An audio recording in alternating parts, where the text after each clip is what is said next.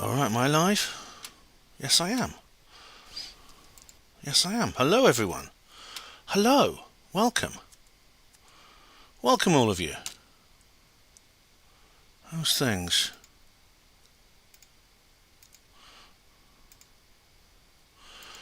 Hello, everyone. I'd like to say a big hello to you all. Hey, it's a while since I did a live stream, isn't it? Hello, Fletch. Hello, Tina. Tina's got back from her holiday. I've seen the photos, Tina. Look very good. Major Lee Blunt, universally known as Rowie. Oh, sorry, a bit early, he says. Better early than never, Major. David Keith. Israel Diego Rivera, genius to the real genius. How are you? Tina, alive and kicking. I'm glad I am. Yes. Hello, Pat Wright. Thanks, Tina. And hello, all of you. Welcome. Just going to let the... Hello, Jocelyn Richardson. I've already shared the video. I mean, you don't have to go through that now. I actually shared it before it started. So it's on all my social medias. But hope you're all doing well, all of you. Hope you're all happy. Yeah, it's just wait for a few more people to join and we'll begin. It's hope you all hope you're all getting ready. Are you all getting ready for Christmas? You all done your Christmas shopping? I haven't done my. I've still got to do a bit of Christmas shopping.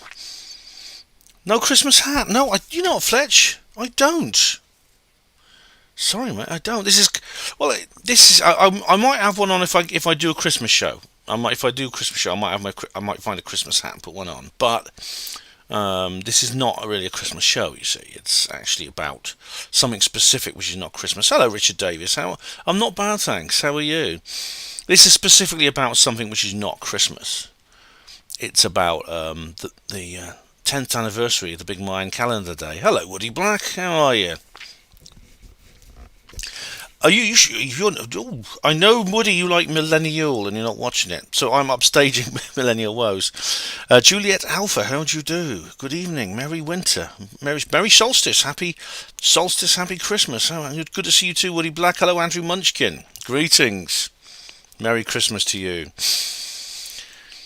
Now, so I don't have to fuss around sharing the video. I shared the video because I had it pre-arranged. I don't know what the word is. Pre-scheduled. I can just share it before it starts. I shared it half an hour ago.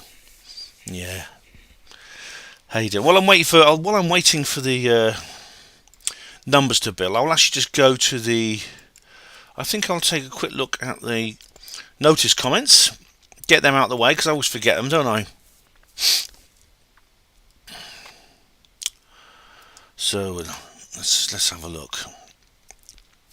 That comments reply video the other day went on for a bit longer than I expected. Actually, I think it was mostly David Smith actually and all his questions. I mean, I don't mind. I mean, what David Smith essentially is creating content, which is fine with me. But it made the video go on longer than I expected. That's okay. That's absolutely fine. I'll do two things. I will open the video, but I will also open the video on the player, because sometimes you see comments appear, and then they disappear, and people accuse me of deleting it. Every time people accuse me of deleting them, and I don't know why that is. I can't see these comments. Sometimes it helps actually. Someone told me about this, and I just got to remind people, just click newest comments first. It often helps. You just click newest comments first, and sometimes they reappear. Because some people were saying during the last comments reply video, I can't see, where's the comment? It's gone. I was posting it and it's gone. Some people were honest enough to say, look, I don't know why it's gone. Others were downright accusing me of deleting them, falsely accusing me of deleting them. Anyway, guys, here we go. I have I put a pinned comment about watching my 2012 video. We'll go into that because I made a video at the time, which I want to talk a bit about. Israel, this is Diego Rivera here. It is 2022, the real 2012. Well, you see, I do believe there was a delay on the 2012 effect, but it wasn't 10 years. It was only 4 years. I'll say more about that in a minute. Michael Snow says, bugger, I can't make it. Sorry, Michael. I hope you enjoyed the recording. Dark Corners UK said first. Well done, Dark Corners. Jamnoise72 said second. I posted, who will get the bronze medal? Come on, guys. And Dark Corners, all right. is responding to Marley Pumpkin, and I know what Marley Pumpkin said. Where is it? Here we go. Marley Pumpkin made one of their usual snide remarks. Where is it?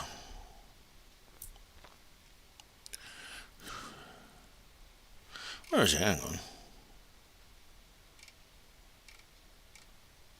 Okay, I'll find it. I shall find it. Oh yeah, Marley Pumpkin said, "You have a sad life." Well, Marley, do you have a what? What does that make your life? You're the one who keeps watching me all the time. You say you can't stand my videos, yet you can't look away, can you? You're like those two old guys in the private box at the Muppet Show. You know, why do we always come here? I guess we'll never go. It's really a kind of torture to have to watch the show. That's you. That's you, mate. And Dark Corner Sister Marley Pumpkin, you're just jealous you didn't get there first. Better luck next time. Yes, exactly. Oh, let's have a look at I think that's all the comments. Is that all the comments on the notice? I believe it is. Let's have a look. Just double check. I think it is. Yeah, because we're going back 2 days there. See, if for any reason you can't find a comment, I mean, click newest first. Always click newest first. Then it's worth actually writing your comment out and saving it in a Word document or something first, because YouTube seems to be so unreliable. Seems to be so damned unreliable. You people post comments and they just vanish. Sometimes I can see them, and sometimes you can't. Luckily I can see any that actually go through the system. I will see because I get email notifications. Yes, but it's sad actually that people do take the time to sometimes write long questions. The YouTube system just swallows them up and they don't appear on my channel. And Woody Black says Steve Mumbling is mad at you deleting his comments. He always says that, and he knows full well it's bullshit. He knows full well that I'm not deleting his comments, but he's just an idiot. But you know, I don't want to give him. I actually caught him out because he accused me of deleting his. As you know from the comments reply video, I caught him out because he said, "You've deleted my comments." I said, "Well, here it is." And I tagged him in it. And I said, and then he could see it. And well, apology accepted, Steve. But I want to say hello to everyone who's joined. Say hello to Juliet Alpha. Hello, how are you? I said Juliet Alpha, yes. I met Juliet Alpha. Della Farrant, hello, Della. Hello, my favourite HP Jude. Hi, Della, how you doing? Richard, yeah, thanks, Della. Della was tuned into the Gas Spanner last night. I did my Gas Spanner Christmas special. And Della says you never do a dirty delete. I don't. I do delete at times, but I delete trolls, and I delete idiots, and I delete abusers. And I do it without hesitation. I did delete one of Steve's tweets. I deleted one of Steve's comments where he was attacking. He was really laying into somebody who I think didn't deserve it, and I did delete that comment. That's the only one I deleted. And Woody Black, yes, Steve Mumbling is actually not mad at me for deleting his comments. He knows very well that I don't delete his comments. He's just being an idiot. He's just he's making an excuse. He does this every time. Charles Scott is getting a bit like that as well. And Max Q isn't. I don't think Max Q's accused me of deleting a comment yet, but they accused me of misreading and misrepresenting them and things like that. So does B-Said Garson, but you know these guys are not. These guys are not trolls. They're all right. I'm a big ugly ex-hospital porter. I'll put up with them. I will answer their questions politely. Tina Silva, all right, yeah. Where were you on the day? That's a big question. Tina Silva says I was at Karnak watching the alignment 10 years ago. I saw a comment over the Nile and wondered if the end of the world was starting early. Yeah, was that Nibiru, Tina? We're going to be talking about Nibiru this evening. Hello, Snarnock. Good evening. How do you do?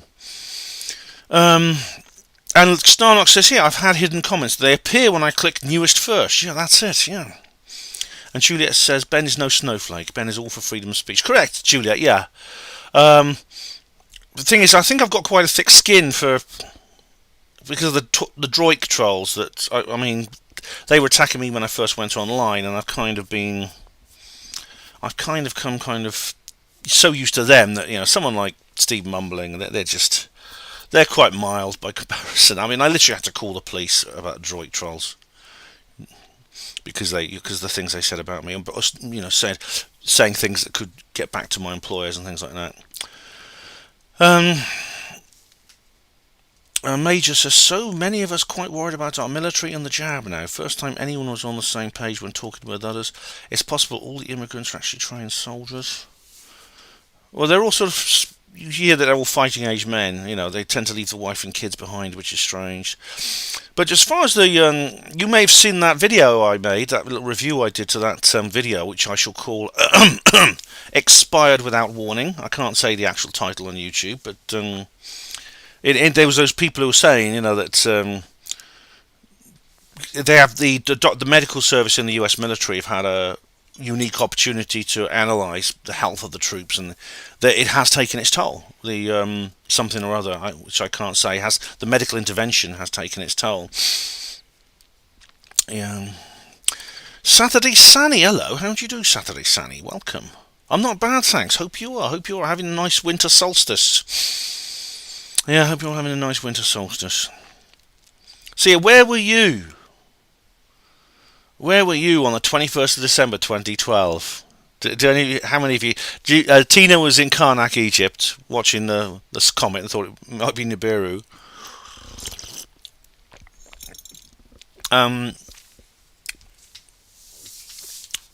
Woody, was your comment on...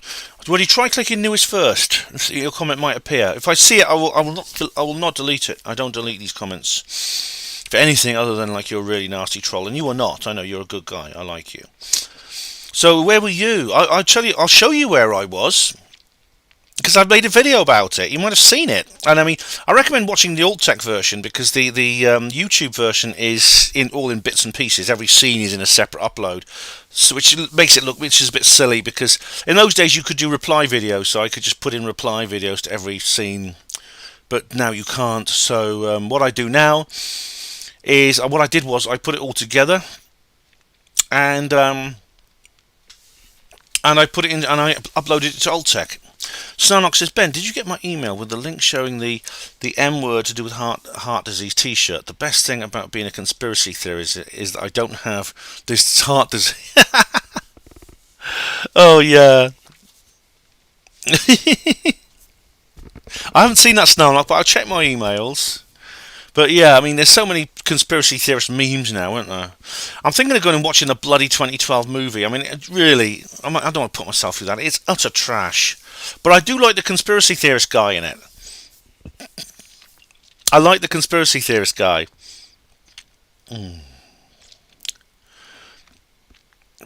Woody says, Ben, have you watched any MG, The Bitter Truth, yet?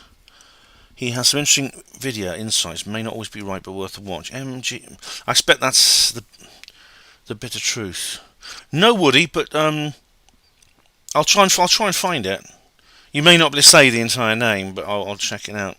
Juliet, you were waiting for the end of the world. All right. Most people are either waiting for the end of the world, or they were waiting for some kind of great awakening.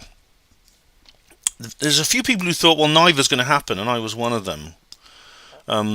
But I'll tell you what, this is Catastrophe or Ecstasy. This is Jeff Stray's book. Now, I looked everywhere for my copy, and I can't find it. Jeff Stray wrote a book called 2012, Beyond 2012, Catastrophe or Ecstasy.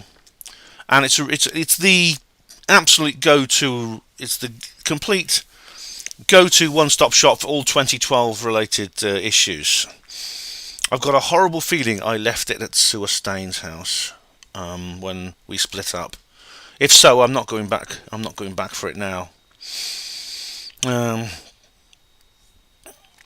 Major says, unfortunately, it might be the end of some lives sooner than they thought. Well, if you watch Expired Without Warning, Major, I mean, it's a really depressing and frightening thing to see.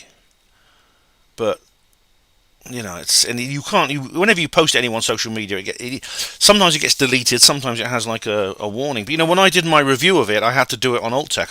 I knew there's no way I could review this film honestly on YouTube. Sani says, unfortunately, 10 years ago, I was dealing with the sickness and loss of a loved one, but I can still remember the Mayan prophecy being talked about everywhere. It's funny you say that, Saturday, Sani, because in my video, I mean, I'll show you the video in a minute. I'll just find Jeff Stray's book. Hang on. You can get hold of a copy of this, and Jeff Stray's website is still online. I couldn't believe it. Jeff Stray. I'll just find the book. The book should be still available. I've got, like I said, I think I left it at Sue Staines' place. She was obsessed with the whole 2012 thing. I remember. And you know, Sue was a very obsessive person. Actually, I think she was actually a little bit on the spectrum. You know. Here we go. Images. This is the book. I just say that she, you know, once she was interested in a subject, she would like focus on it 100%. So much so, she could literally become an expert very quickly. And she did. She was, you know, she became like. She was very intelligent. You know, she could very quickly absorb knowledge to the point where, you know, we went to this conference in Bath and we had dinner with Jeff, and Sue was like talking to him as an equal, on the same level as him, because she'd done this. She'd completely crammed everything to do with 2012, and reading his book was a part of it. This is it. There's several different editions now. You have a look. Can you see that? There's Jeff. That's Jeff there, and these are his books. I'll just show you the one I've got. Where's the one? This is the one I've got. That's the edition. That's the cover I've got there. Beyond 2012, Catastrophe or Ecstasy. A complete guide to the end of time predictions. Yeah. That's very much worth getting, I think. This is another of Jeff's book, the Mayan calendars. I'll be talking about the Mayan calendars in a little while. It's Beyond 2012. There's another edition there. There's several others. There's Jose Arguelles. Several people wrote books about Mayan prophecy and the shift of ages. There's several books about this. There's also a video as well as this video here, the 2012 the Odyssey. I've actually got that. I'll show it you in a minute.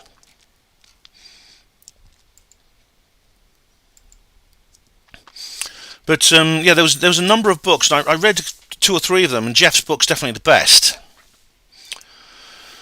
Yeah, he's definitely the best. And Snarlock says, don't forget the 2012 NHS section of the Olympic opening ceremony. Yes, with those weird things floating around, doesn't it? Look like you know what particles.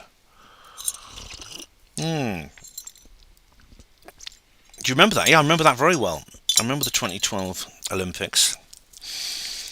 And there was always so many people thinking there's going to be some great apocalypse. There was even the Apocalyptics. Do you remember the T-shirts? We're ready. The picture of the alien. And Ian R. Crane was talking about the possible fake alien invasion. Strangely enough, you know, it could be that us talking about it is what put it off. They may well have cancelled that particular false flag because of us talking about it, which means that we saved thousands, maybe millions of lives. They have to tell us, Major. Yes, they always have to tell us in advance. It's part of their belief system. It's to do with the black magic they practice. It's a way of, if they sort of tell us what they're going to do, even if they just hint it in their secret way, and we don't react, it makes us accountable. It's an alleviation of karma. It makes us accountable rather than themselves. It's an interesting idea. What's his name talked about it? It's not Santos Bonacci. He might have mentioned it, yeah. But Diego Vera says, yeah, the child sacrifice thing. Yes, it was. So I said I was sitting in a cafe at the Grant Naval Hospital listening to Alex Jones screaming about how it's all fake and a government psyop. Oh, Alex, yes, I remember. It wasn't a government psyop. I mean, it's a real thing. I'll talk about it in a moment. But funny you should say that. I mean, I made this video. I didn't actually say what it was in the video. I made a video called this one here. I'll show it to you. Called Mayan Calendar Day. And here I'll show you the alt-tech version because it's a lot. The alt-tech version is like all amalgamated, but this is me. I did like a video diary of the day. I went to to spend. I decided I would spend it with Sue. We agreed long before we agreed many years earlier that we'd spend it together. And this is it here. Hospital Porters, Pride and Dignity. Stop the New World Order. There we are. Welcome to Panwo TV. Like it's, our time is 8 minutes past 10 in the morning. It's Thursday. So that's a bit disorientating. I'll take off full of screen. December 2012. I didn't have any steady cam in those days. AD. And I'm walking through University Parks in Oxford. I've been for a little stroll. I can see. I mean, I don't think I've aged. I don't think I look that much older now. I mean, I've slightly maybe, but that's good news actually. This morning because I need to do some thinking. I'm actually sort of on my way to the city centre to catch my coach to Nottingham to see her staying.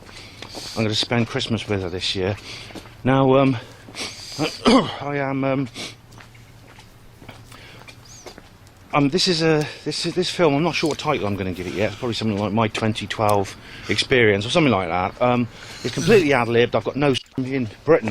There we are. 14. Right, start. Okay, so it's about a second slow.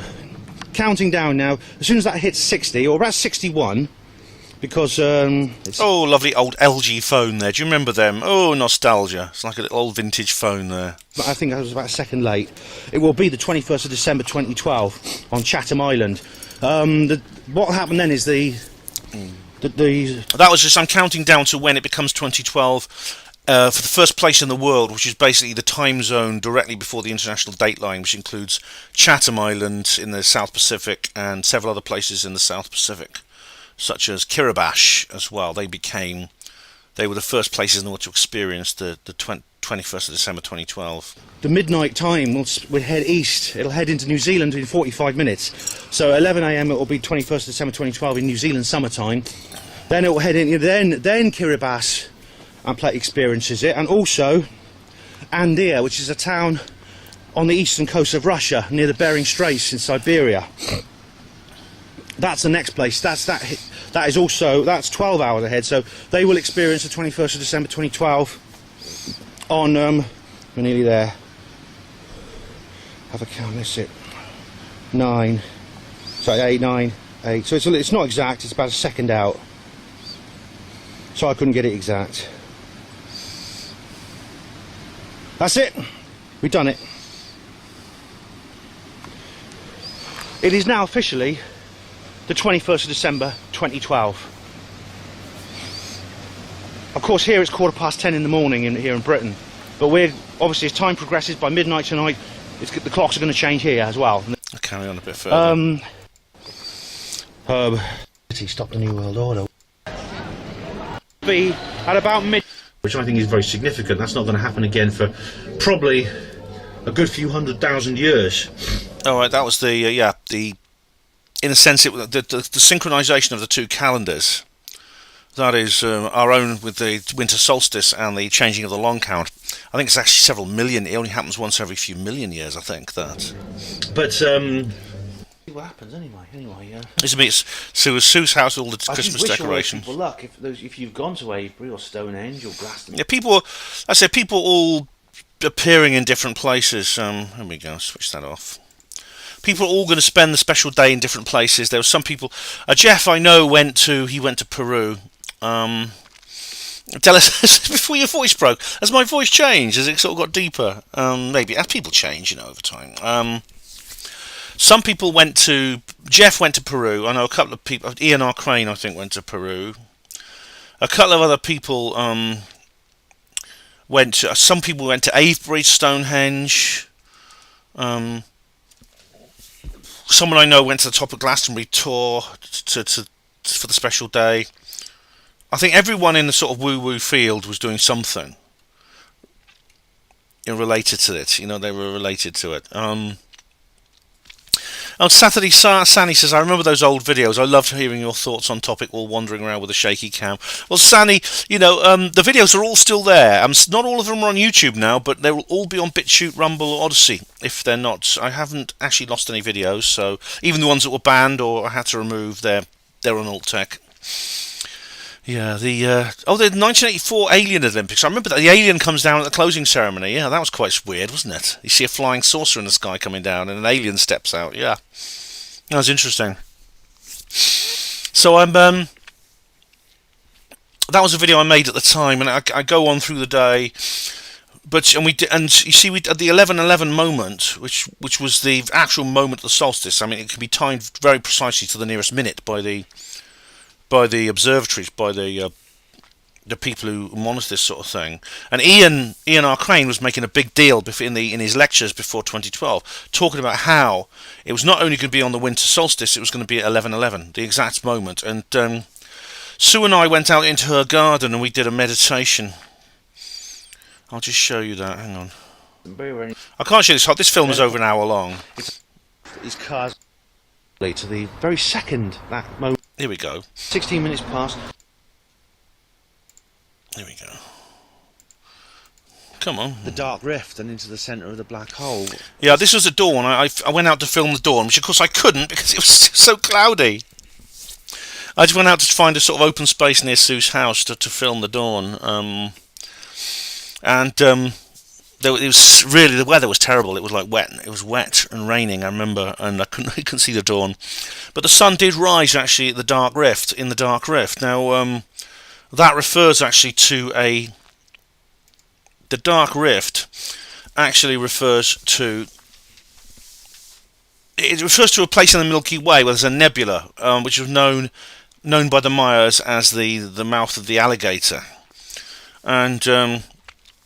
It's actually, I forgot what the astronomers called it, but it has it's like this gap in the Milky Way, the nuclear bulge of the Milky Way, right at the centre of the galaxy. And the sun rose right in the middle of this mouth of the alligator. And there's actually a supermassive black hole just there. So now some of the doomsday heads were saying, they said some ridiculous things actually. And that Nancy, what's her name, Nancy Leader or whatever her name, she was one of the worst actually. Going on about Puppy Lake. Do you remember that? Do you remember that ridiculous scaremongering cow? Some people took her seriously. Some people said, well, that means the sun is going to fall into this supermassive black hole in the centre of the galaxy. And I pointed out that that's actually not true. And I explained why in this particular part of the video. Centre of the galaxy. Well, that's a bit daft actually, because there's no. It's simply. The sun rising in the centre of the dark rift is simply a trick of perspective. It's just that the dark rift and the sun and the earth line up at this particular moment. The rising of the sun today. This doesn't. It's actually a visual effect that's only visible from a particular point in the cosmos, and from anywhere else it would look totally different. If you went to another star, it would look totally different. And the sun is not going to fall into the centre of the Milky Way today, any more than the moon crashes into the sun during a solar eclipse. Because it's essentially the same thing, it's a trick of perspective. So, right, we've got a few hours to go before the 11:11 moment. Oh, God, I had a lousy night last night, so I think I'm going to go back and try and get a bit more sleep. Thanks for watching Panwo TV. Hospital Porters, Pride and Dignity, stop the New World Order. Hospital Porters, Pride and Dignity, stop the New World Order. Welcome to Panwo TV. Right. This is just after we did our meditation in the back garden of Sue's house. The time is now just gone 11:15, 16 minutes past, and Astane and I have just done our meditation for the 11:11 moment. We started about 10 past and finished about 15:15 to make sure we got the exact moment in, because we weren't sure of the exact seconds. We created a sacred space, you see here. Luckily, Astane's house faces the cardinal points, so they were very easy to arrange. We didn't need a compass.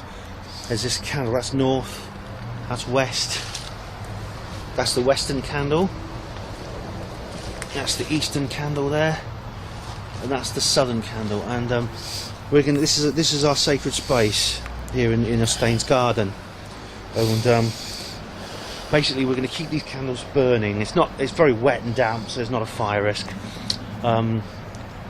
Now, a lot of people have been saying they've been seeing 11s everywhere, 11:11 on their clock, and and it's very, very odd when someone went to the US Naval Observatory's website and found out that the exact moment of the solstice, when the Earth's tilt stops at one point, and it starts to move back.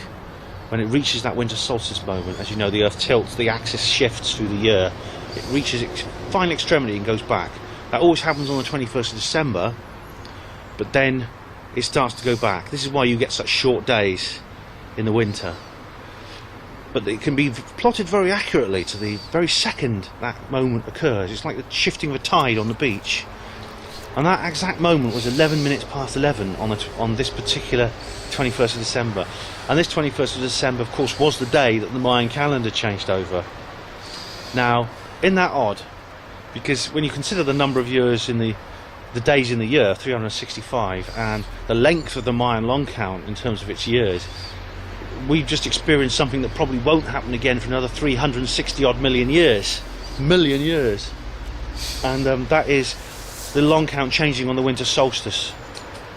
So what we've done is we've joined with millions of people all over the world, people like Santos Bonacci and Ian R. Crane and lots of other of our friends, people we know, people we don't, to put positive energy into the earth at that very 11:11 moment by meditating in our sacred spot. It's a big myth that our minds have no effect outside of our heads and that things are not connected. That's the skeptics and scientific official myth that the Illuminati have lied to us about. Everything is connected, and it's been proven that our minds have effects outside our head. And in 1987, a mass meditation in Washington DC lowered the crime rate for a whole week, with the equivalent of 3 feet of snow would have done. It's quite remarkable. So wherever you've been, I hope you've been doing this. I won't upload this film till later because we've got to go out, but whatever you've been doing today, when you watch this, please, I hope you have taken part in this. Because if the thing about it is, though, okay, so that was us doing our meditation on that particular date. Yeah. Let's have a look. I'll go through your comments now. Okay, so you can still hear me, I hope. Yes, you can. Okay, good. Sani says even a decade ago Alex Jones was a relevant name. Oh yeah, he was like big in the 90s and things. He did info. He's been doing InfoWars for a long time.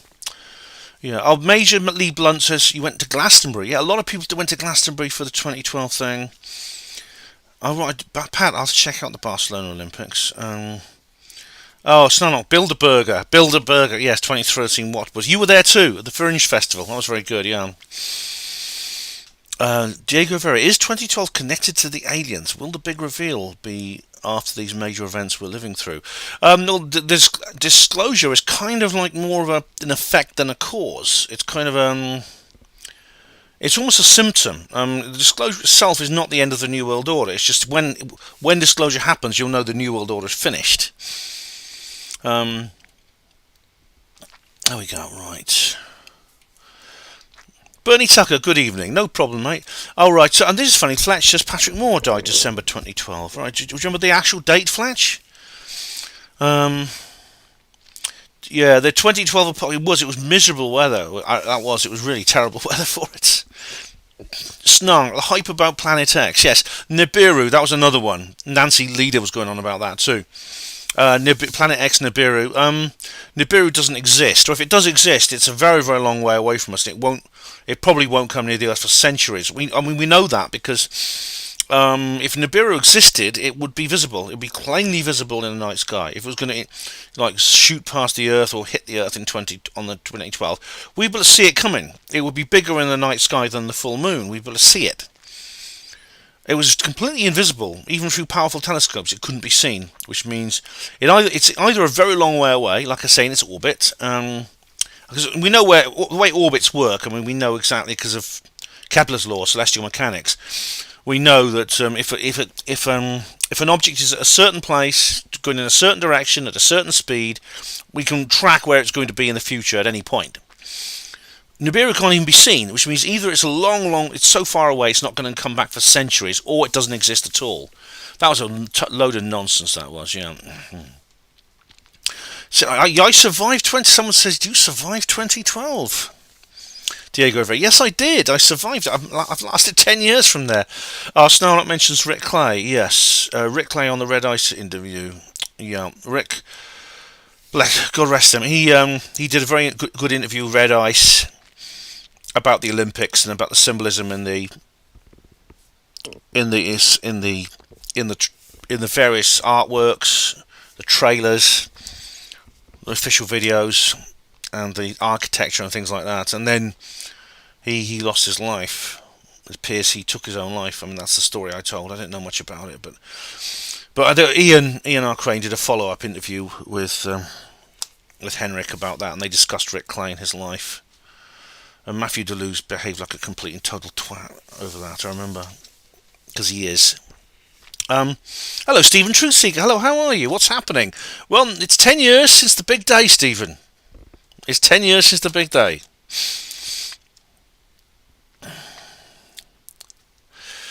All right, yes, the Watford Normies. I mean, the thing about Bilderberg was, I mean, it was Snarnock. It was a much less secret than it wouldn't been. It would have been otherwise, because, in a sense, people like Alex Jones, like Jim Tucker, and all these other people, they forced it out into the open. It was used to be a secret event. It actually met in the 90s at I think it was one of the Trump estate, ironically, in Scotland, in Ayrshire. Hello, Hatchie, and the security operation was the biggest police operation in Scottish police history. Not a single mention in the news. It was completely absent from the news.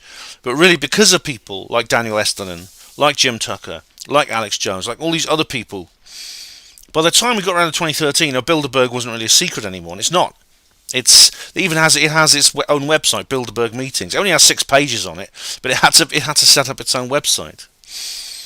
And this is a perfect example of conspiracy theorists like ourselves, with our activism, with our work, what we do, dragging something secret out of secrecy into the light.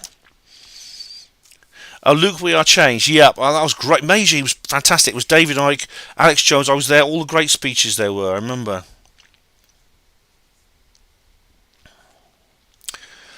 Yeah, that was very good. Hello, Ralph Winter. How do you do? But Saturday Sani was saying that she was on the hospital because of someone who she loved who was ill. In that video, I referred to a family emergency that was going on at the time. I didn't say what it was, for the sake of privacy for Sue's family. But what happened was her mum died. Her mum died actually that afternoon. She's pretty old. She was in her late 80s, and she'd been in a care home for a long time. But Sue loved her very much, and it was a very, very sad moment. And it was very dedicated of her to do what she did, to take part in this meditation and to honor this thing that we've been preparing for so long, despite the fact that her mum was very, very sick, and I think she knew she was going to die, but she actually died that afternoon. As soon as we did that meditation, we headed off to the hospital. Sue's daughter turned up and in her car. We all got in her car and we drove to the hospital, I remember. Stephen says, I think in 2012 something very special was meant to happen to me, but never happened. Well, maybe it happened. Maybe something happened which you haven't noticed yet, which is yet to bear fruit, because there was all kinds of theories about what would happen. Now, there was a few people who said nothing would happen. Nothing apparent would happen. You see, even by the time I made that video and when the day came, it was already sort of losing popularity. A couple of years earlier, it was the talk of the town, It was all over the forums. It was all over the David Icke forum and things like that. This is the good old days of internet innocence before Facebook and Twitter came along. Everyone was talking about 2012. Literally within a few months of it happening, it's kind of got lost popularity because people thought, well, nothing's going to happen. But then David Icke said something very interesting. I wonder if I can find the video, actually. I'm able to find the video. I'm not got it on share screen now, have I? No, good. Because David Icke said something which stuck with me. You see, I was open to the idea that nothing obvious would happen on the day. There wouldn't be some rain, it wouldn't be sort of like volcanoes erupting everywhere and asteroids falling to the sky. At the same time, we wouldn't be sort of like floating in the air and becoming priests of High Atlantis. I knew that the most likely thing that would happen is nothing obviously would happen. Where is it? Here we are, yeah. David Icke predicted 2016. I wonder if the video's still up. I mean, I did download it. If it's not, I think I've got it downloaded somewhere. Yeah. And I wrote this article here. David Icke predicted 2016. And that says here, there seems to have slipped most people's memory, but in the years leading up to 2012, there was a rumpus. Right, yeah, it's about the long count, etc., etc. And David Icke says in 2013 he gave an interview where he explained how the transformation of 2012 would not produce instant tangible results. Instead, it would begin an energetic process that would only manifest in the material world a while later. He estimated 2016. Let's see if that video's still there. Strike a light ears. David Icke's my experience. I'm infinite consciousness like you are and everyone else is. And so the consciousness is observing through this lens of the body into this reality. And what we call death, it's what I call putting the telescope down. You know, okay, I've had enough of that. He's died. No, he's just put the telescope down. Yeah. Consciousness hasn't gone anywhere. It's just ceasing to observe through the lens. But because of the way the illusion is constructed and the way we decode the illusion, we see things as going in and going out and moving around and having space between them and time and all the rest of it. They're just illusions. They're just experiences. And we've got caught in the illusion. And you see, this global secret society network, which manipulates global events, is all based on manipulating humanity's perception of self in the world. And the reason it's a secret society network, and all the secret societies are fundamentally compartmentalized. I mean, even in a thing like the Freemasons, the vast majority of Freemasons are in the bottom 3 levels of degree. They don't know damn about what happens higher up. And those at the top of the Freemasons don't realise. I knew a porter, incidentally, who was a Freemason. Story for another time. There's other levels above that no one tells them about, where only the chosen few go.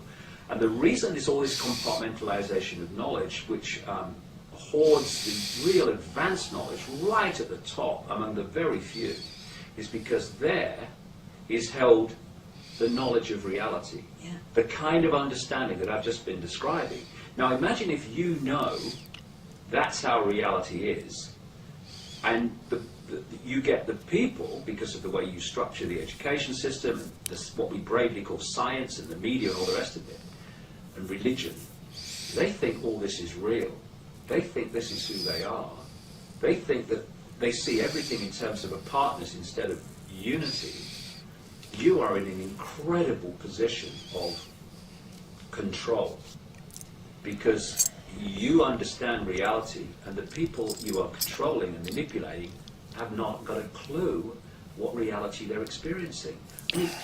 We reach what we think is the cutting edge of human knowledge. It ain't really, not definitely, but it's what we perceive it to be.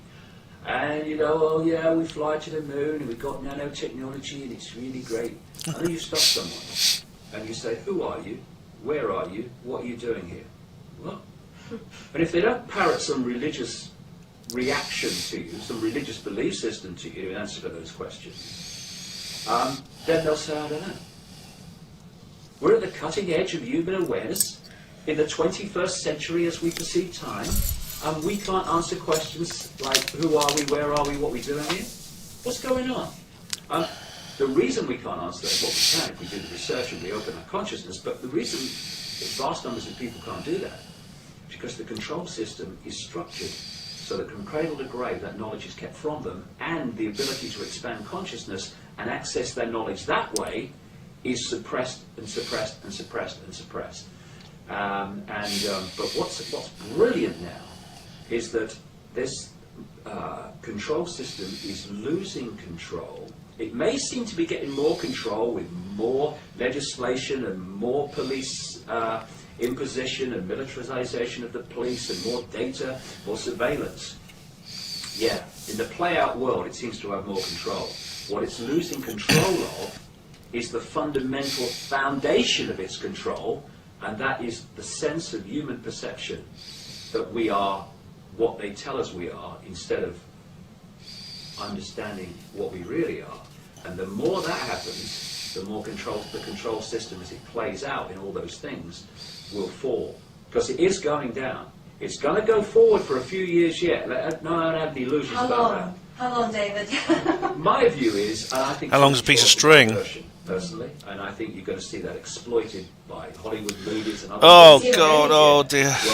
Well, That's the Roland Emmerich film, guys. I mean, if I'm really feeling masochistic, I'll watch it. It is I know you can watch it. I'll bloody watch it, but it's a shitty film. It's very misleading about the whole 2012 phenomenon. But it's just like all Roland Emmerich's film. It's a very, very badly made film. The acting is terrible, awful script, cringeworthy script and storyline. So yeah, but the conspiracy theorist in it is such a cool guy. My feelings around 2016, life in this reality is going to transform. Let me just play that bit again. Around 2016. Do you hear that? I think 2012 is a diversion, personally, and I think you're going to see that exploited by Hollywood movies and other things. See it already? Yeah. Well, my feelings around 2016, life in this reality is going to transform. And it's going to transform because this is. Oh, that's enough. We've seen enough there. He said 2012, nothing would happen on 2012, but 2016, things would transform. And didn't they just? Wasn't he right? Wasn't he right? My goodness me.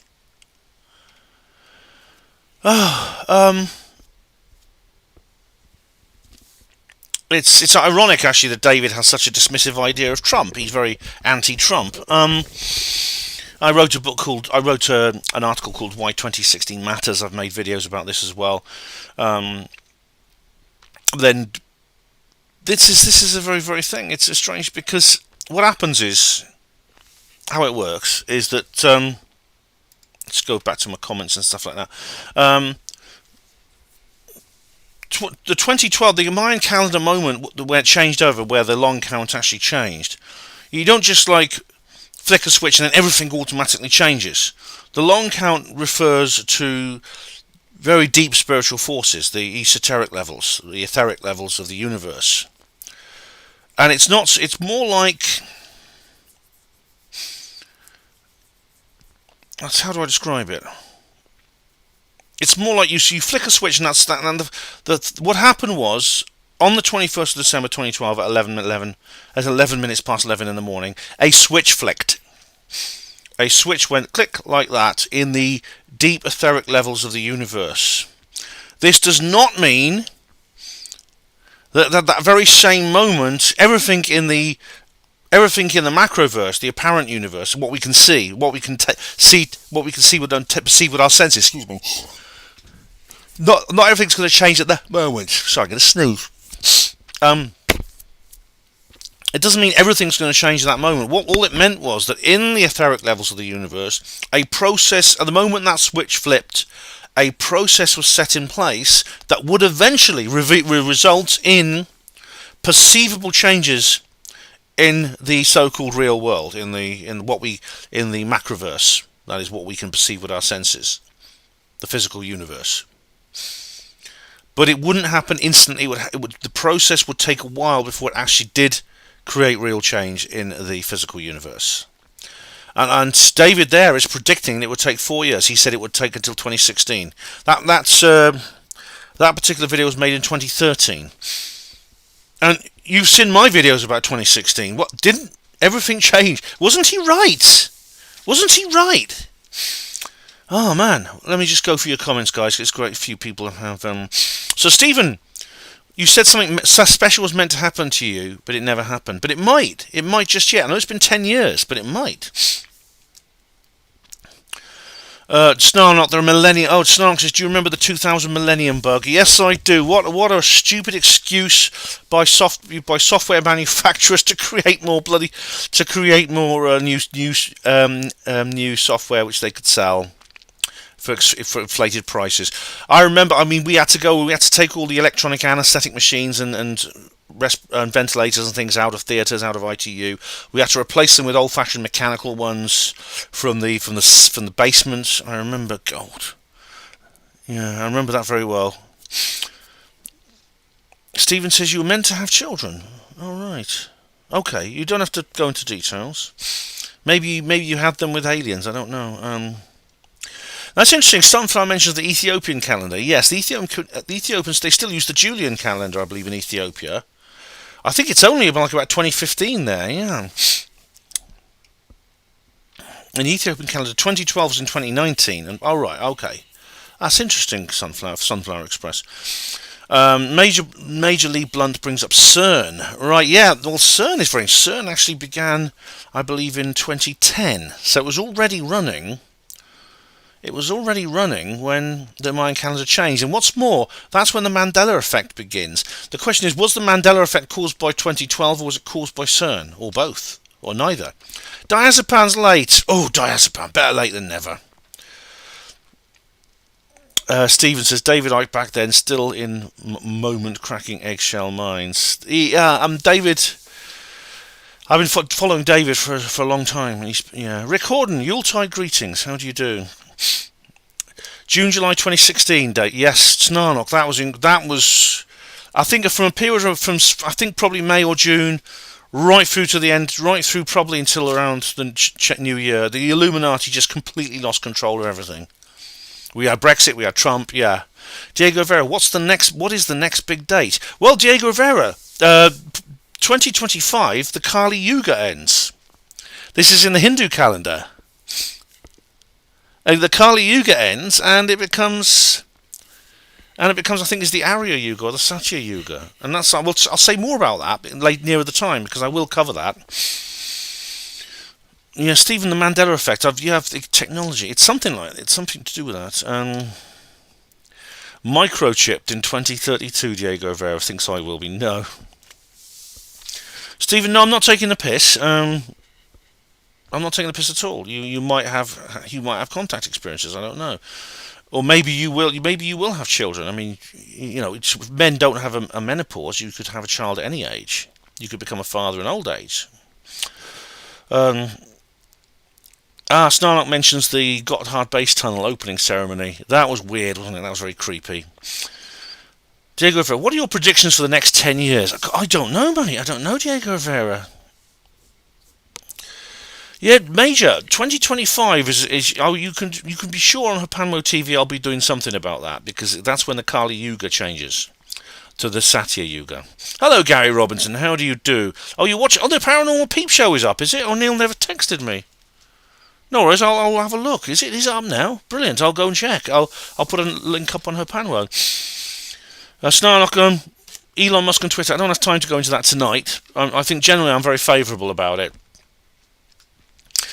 Maybe I should explain a little bit about what the Mayan calendar is and how it works, because it's a complicated thing. It's a complicated thing. There's not one calendar. In fact, they used about 20 different calendars at certain points, but there's three main ones. Three separate systems that run together in interlocking cycles of time that synchronise on specific years or dates. And one of those two systems is called the Tzolk'in. This is based on a period of 260 days. It's subdivided into two separate streams of subdivisions.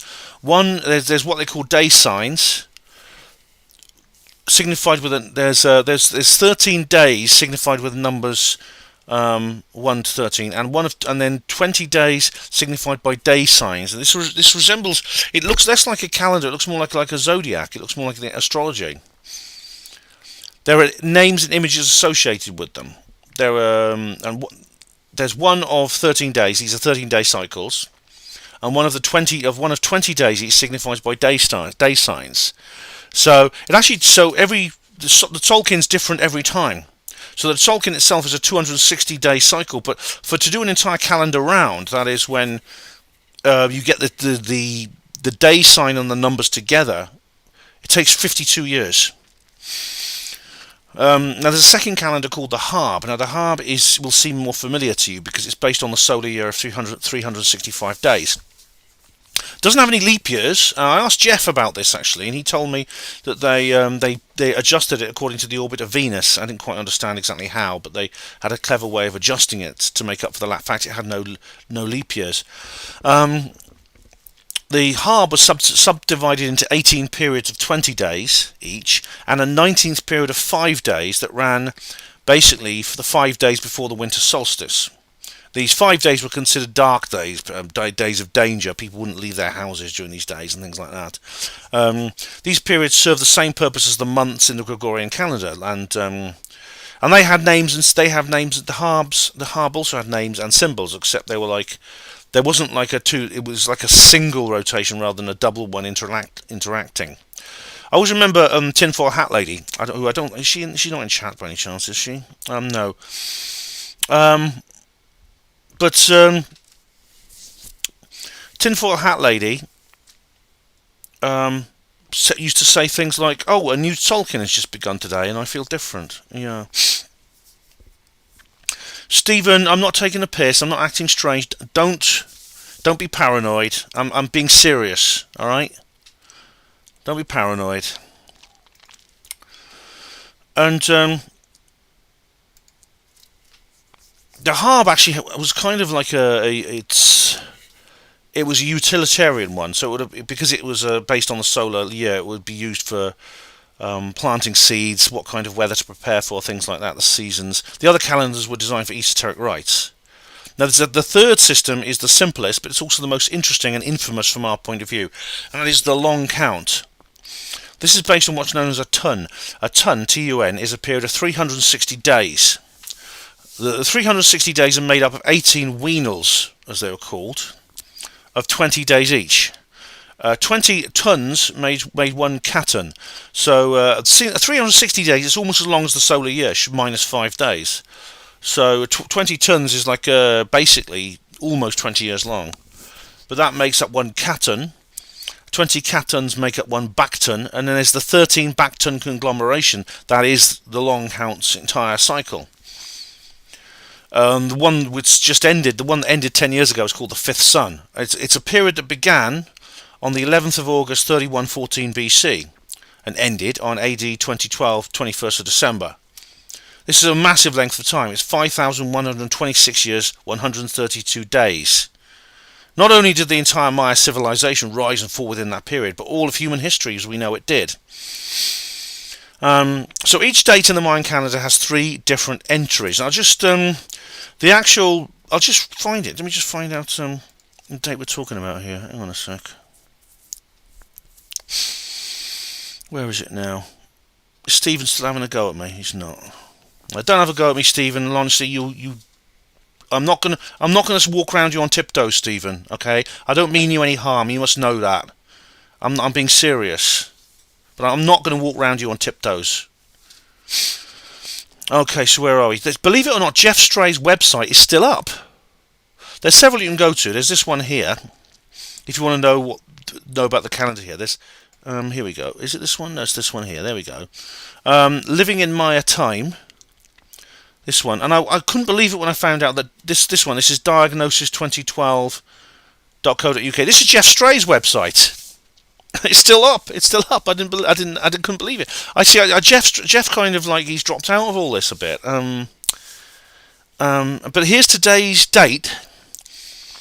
Wednesday, the 21st of December, 2022. This is in the Gregorian calendar, and this is the long count here: 13/0/10/12. That's the long count date. And then there's 3 Eb, which is the Tolkien date. 5 Kankin. There you are. That's today's date in the Mayan calendar. How's that?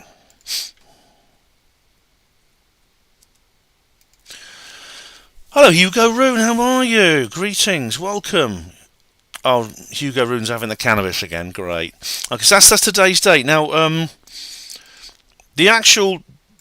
I've taken it off share screen, haven't I? The actual date of the changeover was... The long count ended. It was 13/0000. Literally the end of the 13 Bakton cycle. 5,126 years, 132 days. And the rest of the date was 4 Ahau 3 Kamkin. So 4 Aho was the Solkin, 3 Kamkin the harp. So it's 4 Aho, 3 Kamkin, 130000 was the end of that. Was the special day that happened 10 years ago. Oh yeah, I remember Tinfoil Hat Lady. A new Tolkien started today. I'll never forget that. So we're now in the. I suppose there was a film out called The Sixth Son. I don't know if you ever saw The Sixth Son. Hello, Martin Taylor. How are you? Starnut mentions Baba Vanga. Yeah, that was Nexus did a thing about Baba Vanga. I remember. Yeah. Diego Rivera's talking about his sex life. I'm not going to repeat that. Yeah. But, so we're now in The Sixth Son. There was actually a documentary came out recently called The Sixth Son, which was all about that. It was all about what's going to happen now in this next period of the Mayan count, long count. Because a lot of people say when the Mayan count ends, the Mayan calendar ends on that date, the 21st December 2012. It doesn't end. The long count, like all calendars, it's eternal. Like our own calendar is eternal. It just into both the past and the future. It just keeps going forever. But all that happened was it changed over. It changed over to a new cycle, new 5,126-year cycle called the Sixth Sun. And that the Sixth Sun will end. I've got the date. I'm actually finding out what date it will be. I worked it out what the date will be. Yes, it'll end. I don't know exactly. On Tuesday the 2nd of May. Make a note in your diaries, guys. Tuesday the 2nd of May, AD 7139. I'll have to do a live stream then, won't I? But well, I don't think I'll be someone very different then. Maybe living in a completely different world. But yeah. So that's when the Sixth Sun will end, and then there'll be the 7th. It'll carry on forever like that. It just carries on forever. Snarla also mentions here the dawning of the age of Aquarius. Yeah, isn't it strange? Because all these things seem to be happening at the same time. All these different changeovers seem to be happening at the same time. The Gregorian millennium, second millennium, year 2000. Then there was just 12 years later, there was the Mayan calendar changeover. And then, of course, just a few years after that, literally just 13 years after that, we're going to have the Kali Yuga changing into the Satya Yuga or the Arya Yuga. These refer to huge, enormous periods of time. For example, the long count is like 5,000 plus years. The millennium, of course, is 1,000 years. Hello, Claire. How are you? Claire, I'm not finishing. Don't worry. How do you do, Claire? Welcome.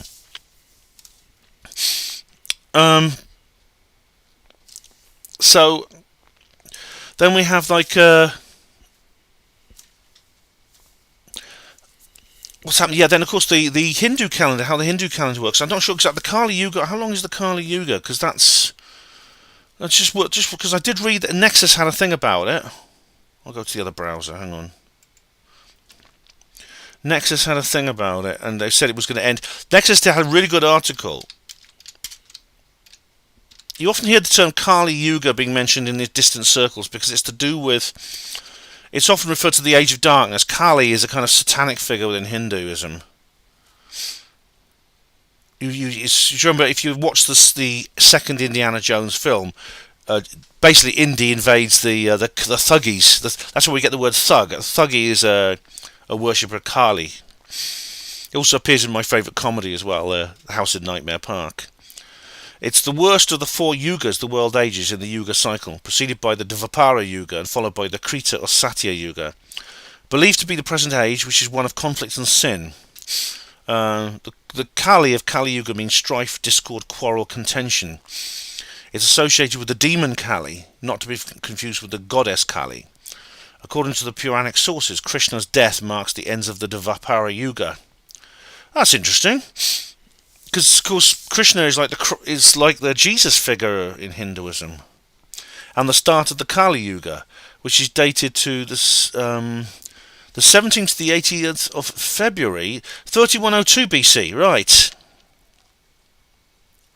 So it's 3102. So it's actually quite close to when the fifth sun began. That was 3114 BC. So it's only a few years. How isn't that strange? But it says here, this is interesting, it lasts for 4,000... No, all right, this is different. It lasts for 432,000 years. So, right, it's not going to change in 2025. Well, that's not what I read. That's not what they said in Nexus. Maybe there's different ideas about it. Maybe they have different ideas about the changes, about how it works. Anyway, that's interesting, isn't it? That's interesting. As I said in my apocalypse video, I explained in my apocalypse video that the Hindus don't believe in linear time. They believe in cycles. Yeah, Kali's the goddess of death rather than evil, says Claire. Temple of Doom. Yeah, that's a good. That's my favourite. I think I've not seen The Last Crusade, but yeah. But Diego Rivera makes a good point. When you take into account the length of time we're talking about, the human lifespan is incredibly short. Hello, Fabian Moon. How you doing? No One's Flower. Yeah, you can. That's not far. You can do a live stream with that. Well, but if it really is 2025, then yes. Although if it really is 432,000 years, that's that's obviously not going to be. That's not really feasible, at least in this lifetime. Yeah, Snarlock says the Kingdom of the Crystal Skull had a Tintin tribute. Spielberg was a great fan, even met Hergé. Was it? I mean, that was my favourite. The Kingdom of the Crystal Skull. I know a lot of fans don't like it.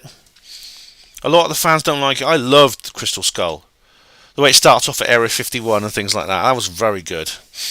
Someone mentions Oppenheimer. Yeah, there's actually a new movie about Oppenheimer. He quoted the Bhagavad Gita. He quoted Vishnu saying, "I am become death, the destroyer of worlds." Yeah. Diego Rivera, a nuclear event. It's interesting. It's interesting, because Oppenheimer was very close to Jack Parsons, who was a thalemist. He actually was the adopted son of Aleister Crowley, or I think he regarded himself as the adopted son of Aleister Crowley. There's a good book called Sex and Rockets, all about Jack Parsons. Very interesting. And that there was an occult element to the whole Manhattan Project. Hey, you've got the box set, Claire. Oh, brilliant. I've yet to watch The Last Crusade, And Major says it's a good. Major thinks it's good, actually. I'm going to see. I know it's got Sean Connery, and yeah. But the Crystal Skulls is very good. Yeah, that's very good. Hello, David Schultz, and hello, Pat. Who else? David Splendid Isolation. Welcome. Have you ever watched the Mel Gibson film Apocalypto? No. It looks good. I've seen clips of it. It's not very historically accurate because at the end of the film you have like the arrival of Columbus, which was completely. Columbus didn't arrive for centuries after the Mayans fell. But it looks like an interesting film. Okay, he thinks Last Crusade is the best. That's fantastic. Snarnock, maybe one day we will break into the Vatican vaults. I think at some point we are going to find that the Illuminati have kept this stuff. You're probably going to find the warehouse of artifacts, as you describe, but also you'll probably find a lot that's in the Library of Alexandria. The Library of Alexandria was, of course, burnt in the 3rd century by... Was it Cyril? I think it was like a missionary called Cyril, I believe, burnt it. But I can't remember the entire... Except Hypatia was murdered. The chief librarian was murdered. She was lynched, basically, by the Christians. As for the Avatar films, I'll go and see that at some point, yeah. Major, the La Belle Verte is a must-watch. Right, sci-fi. Banned by the EU. Well, it must be good, then. That's not one of the video nasties, is it? I was just listening to a show about the video nasties. I mean, just as an aside, I listened to a radio interview all about video nasties. And, of course, the video nasties was the ultimate Streisand effect, because everyone, as soon as someone got hold of one, they'd go to school and they'd be boasting about it, and they'd be going around school. I've got a video nasty. I Spit on Your Grave. I remember I saw I Spit on Your Grave, and I saw that Cannibal Holocaust when I was way too young to watch them. Oh, it's no violence. Oh, right, you are. Okay. But course, then when they would say, "Can I come and watch it? Can I come and watch it? I want to come around your house and watch it." And of course, he would say, "Yeah, yeah, sure, but bring some chocolate bars and things, So we had to pay to get in with chocolate and crisps and which was hello Lisa, how you doing? Which is kind of the currency of kids at those times. So basically, because of the stupid government banned these films, they ended up being seen by far more people and by people who were far too young to watch them than they would have otherwise. But thanks, Major. Yeah. All right. It's been banned because it criticised the French way of life. Honestly, man, I thought the French were more libertarian. But as at least, Claire, was Avatar inspired by Voyage to Venus by C.S. Lewis? I've not read the book yet. That's one of the things I've been meaning to read. But yeah.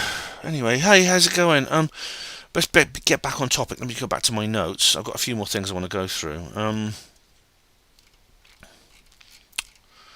Basically, right, the reverse quickening. Now, I say something. Happy solstice, Lisa. Yes, happy solstice, everyone. Happy winter solstice. Diego Rivera, what about the film The Blob? Does it relate to Black Goo? No, it's different from the Black Goo. The Blob is a rather unfun. It's a rather unscary horror movie. It's full of graphic gore, but very little psychology. Has Stephen Truthseeker gone? I think he's gone. I think he's rage quit. I think. I wonder if he's blocked me on Facebook. I can't be doing it with people who just. I can't walk around people on tiptoes. I didn't do anything. I didn't do any harm to him. Let's just see if he's messaged me. All right, hang on. Just a sec. I'm just gonna. He's just messaged me. Stop being paranoid. Right, he's probably going to block me. But Stephen I made I think a very offhand comment, and Stephen's now rage quit the chat, saying that I'm taking the piss out of him and things like that. Stephen, I wasn't. I didn't say, and I said what I said was completely serious, and you know I didn't mean any harm. And if you're gonna react like this to something as innocuous as that, that's your problem. I'm not going to walk around you on tiptoes. Okay? You know me well enough to know I mean you no harm. We've met, for goodness sake. We've seen each other. So you can come back to chat if you want. If you don't want to, I'm not going to come pandering to you. All right? I don't go jumping through hoops after hoops after hoops, because some people are oversensitive, and you are oversensitive, and you're paranoid. Snowflakes. Yeah, stop being a snowflake, Stephen, and come back to the chat. Or you can block me and fuck off. I don't care. Sorry. Oh dear. Yeah, there was an X-Files episode about the Black Goo. Yeah, I remember Snarnock. Yeah. Hello, Lightswallow. How you doing? Right. So where are we now? Sorry, guys. I didn't mean to blow off like that. It's just, yeah. It's Stephen's truth seeker has overreacted to an innocuous comment, a completely innocuous comment I made.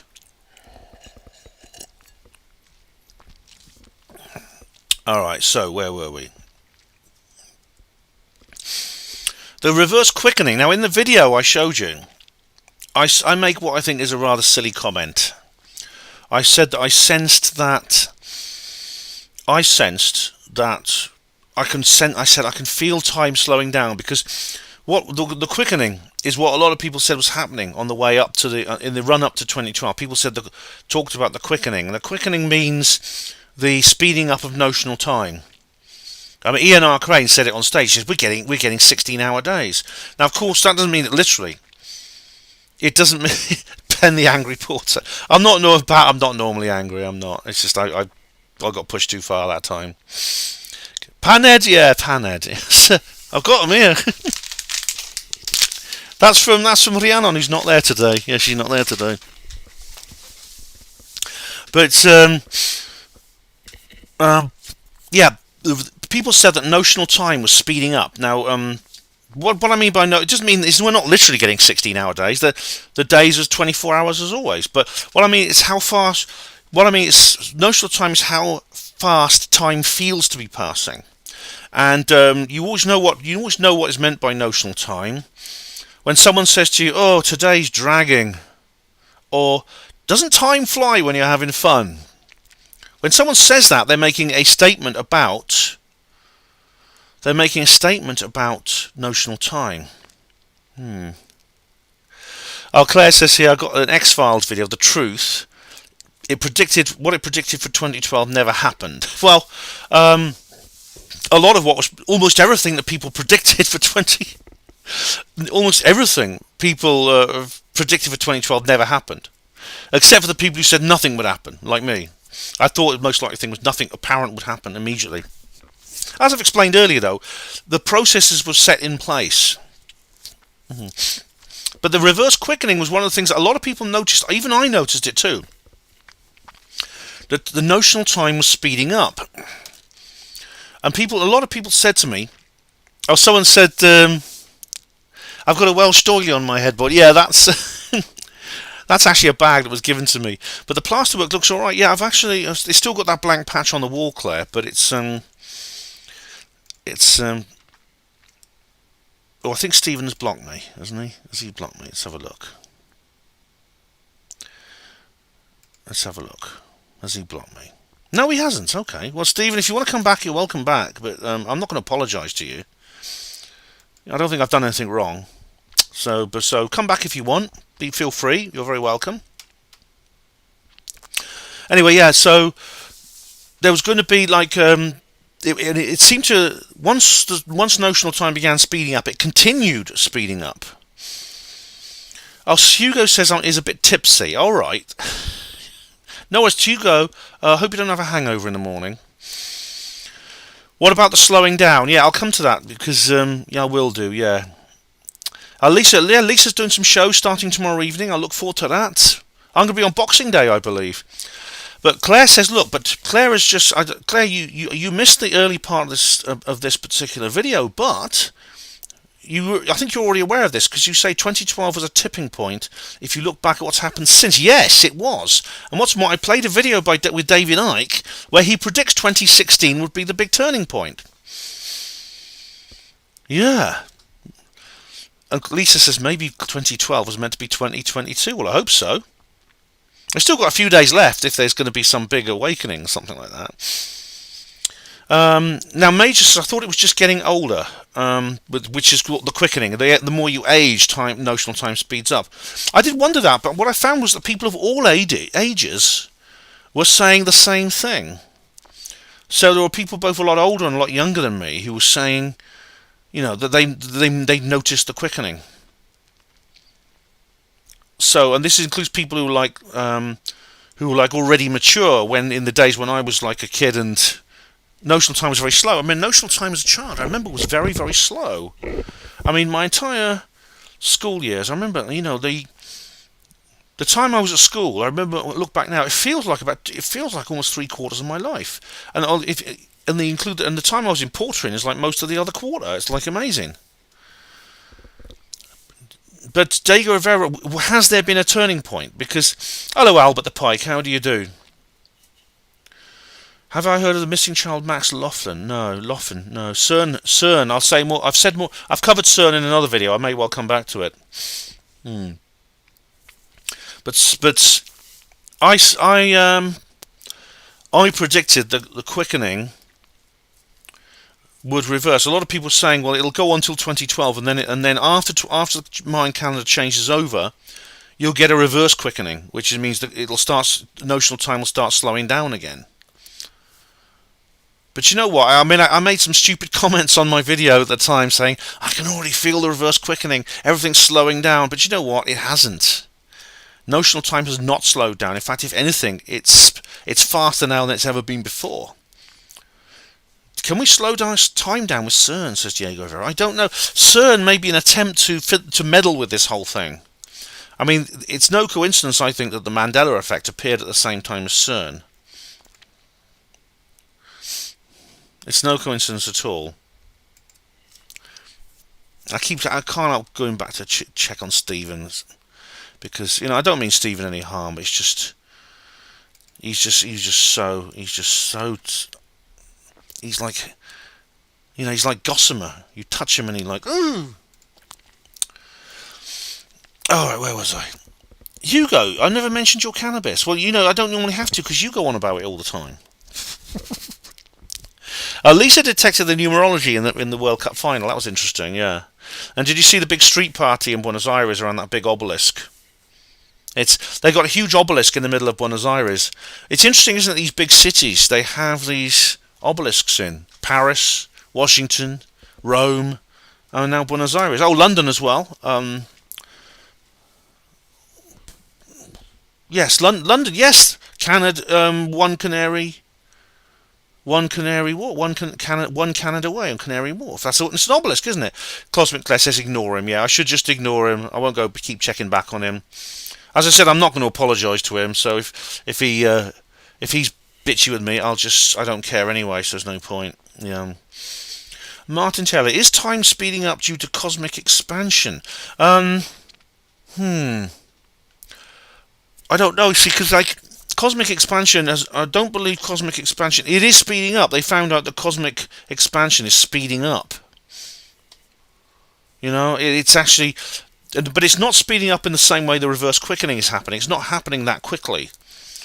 But I remember the time when they worked it all out, and people in the laboratories were crying because they suddenly yes, Diego Rivera, Cleopatra's Needle, yes, this ancient. Do you remember I did a video there, didn't I?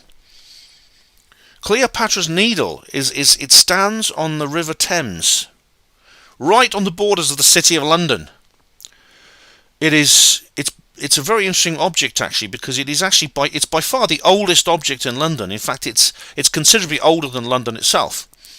It's actually nothing to do with Cleopatra. It dates back to the 17th century BC.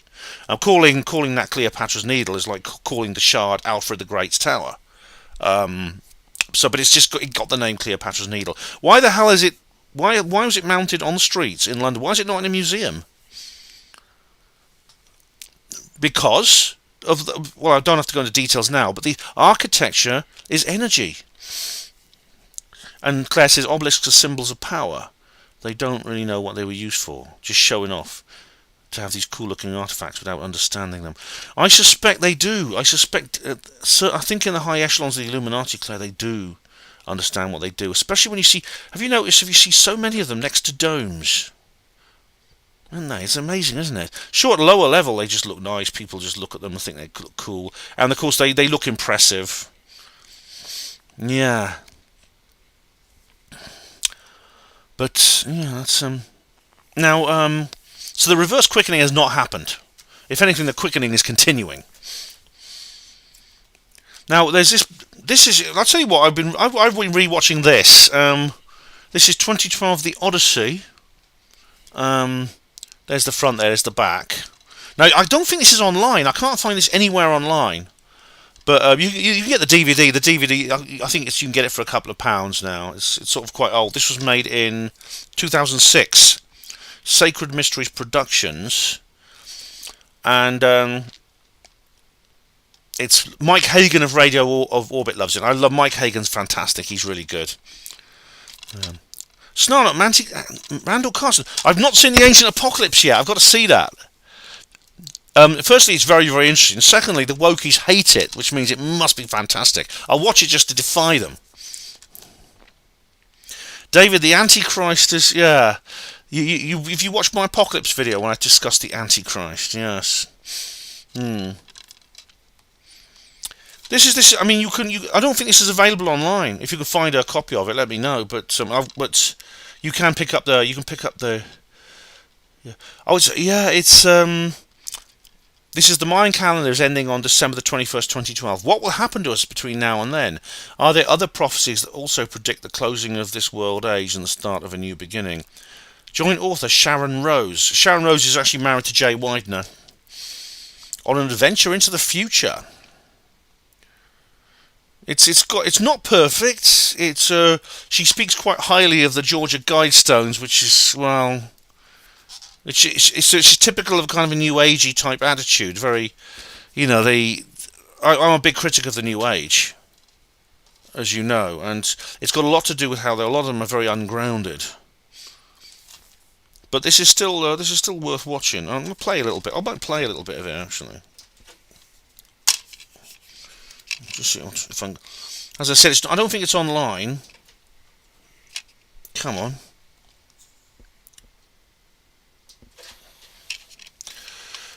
Here we go. But it's worth watching, despite the fact that she goes to the Georgia Guidestones and says how great they are and how lovely they are. It's like, I mean, I went to the Findhorn community. I spent a week there, and I'll tell you what, they are so. Oh, Claire knows all about this. Yeah, Claire and I discussed this in the. Of course, you know, because Claire and I discussed this in the interview, didn't we? We discussed it, didn't we, in the interview we did about the New Age. And this unfortunately has that I have the problem, the New Age problem we discussed, Claire, in our interview. Is actually, oops, what's happening now? Here we go. Is actually present in. Here we go. Display.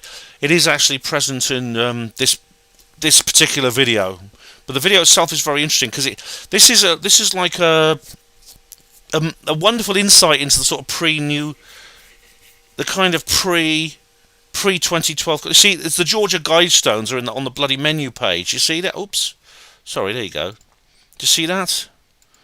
There's the Georgia Guidestones on the bloody menu page, and there's like here we go. Place sacred. Here we go.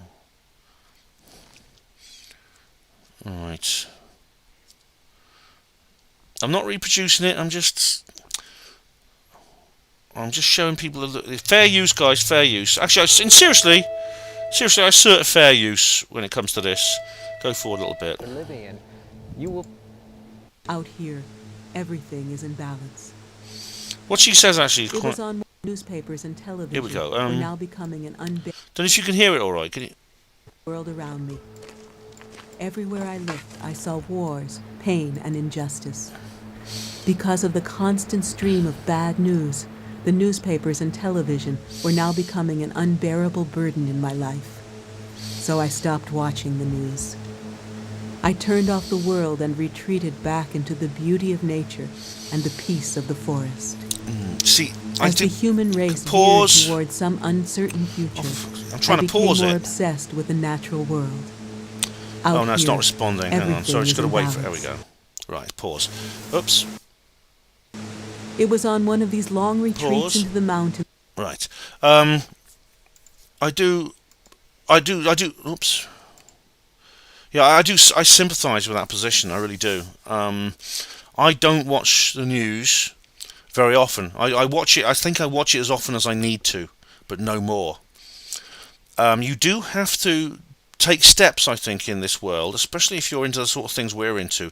You have to take steps to preserve your own sanity. You have to be aware that you are not invulnerable, and you have to be kind to yourself in that respect, which means you have to manage your exposure to horrors. You have to limit them. And I sympathise with that, what she just said there about turning off the world and going into the woods. Unfortunately, this appears. You can't run away from the world, though. You can't run away from it. It's like what she's essentially doing. It's like the hobbits who said, "Don't worry, we'll just stay in the Shire and trouble won't come our way." And Frodo says, "But there won't be a Shire because the trouble. We may not want to face the trouble, but the trouble will face us." Which is why I think this lady's rather ungrounded. I say was. I mean, she may have changed. I mean, this is like. This is 14 years ago. This was made, but I'll just play a few more segments of it. All right, I won't play the whole thing. Around my home, that I first began to wonder why everyone around me was talking about the year 2012. It was almost like they were all expecting something to happen between now and then, like a sudden change in the way that we treat the world and each other. Yeah. I had heard that the Mayan calendar was coming to some kind of grand finale on the winter solstice of that year, 2012. Pause. That fact made me wonder if there might not be... So it seems to be a bit of a delay when I press the buttons. as I've explained, the Mayan calendar doesn't come to a grand finale, it just changes over. The same way the Gregorian calendar on New Year's Eve will simply become New Year's Day, and it'll begin another cycle. And that cycle goes on eternally. It'll carry on, it goes on forever. There's no grand finale to the Mayan calendar any more than there is to ours. But this is indicative, actually, of what she's just said. Now, it's a little bit of sort of like, a little bit of conspirospherical nostalgia I'm going to give you now. But how many of you? I mean, some of you I know were. Stephen was, or if he ever gets out, if he ever gets his nose back on the ground, he was actually on the David Icke forum as well. I don't know how many of you. Hello, Huge Arseholes. How do you do? Huge Arseholes is here. But someone says, "Oh, give Russell a hug." But who of you were on the original David Icke forum? Has anyone here was on the original David Icke forum, or was on any of the old conspiratorial forums in the 2000s and the late 90s and the 2000s? Yeah. But it was like, really, I really do feel nostalgic for that. I mean, maybe this is the way we just see things. We always see the past through rose-tinted glasses. But there was some great times on this was before Facebook, before Twitter, before any of this. The David Icke forum. Oh man, it was good. There was the original. There was like what was called the Harris forum, but because it was a terrible state. The trolls just went out of control, and David basically had to, what's the word? He had to disaffiliate from it. So it just became, he said, take my name off that forum. I'm not going to put any links on anymore, because that was their fault actually for not modding it properly. So David started his own. He started the official David Icke forum,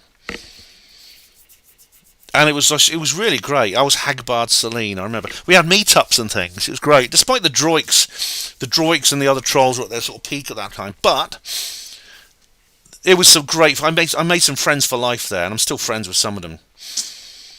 I'm still friends with some of those people.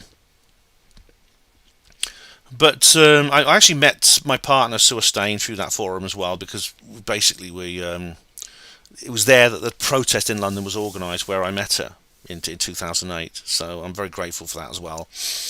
But even though, of course, as I said, we split up in 2016. That year again, 2016, eh? But what I'm saying is that the 2012 phenomenon, at the time this video was made, Hugo Rune, another spliff. I think you're going to need one, mate, if you're going to watch this. I'm not going to show you the whole thing. I'll just show you bits of it, and if you can find a copy online, you can watch it there, or you can get the DVD of it. But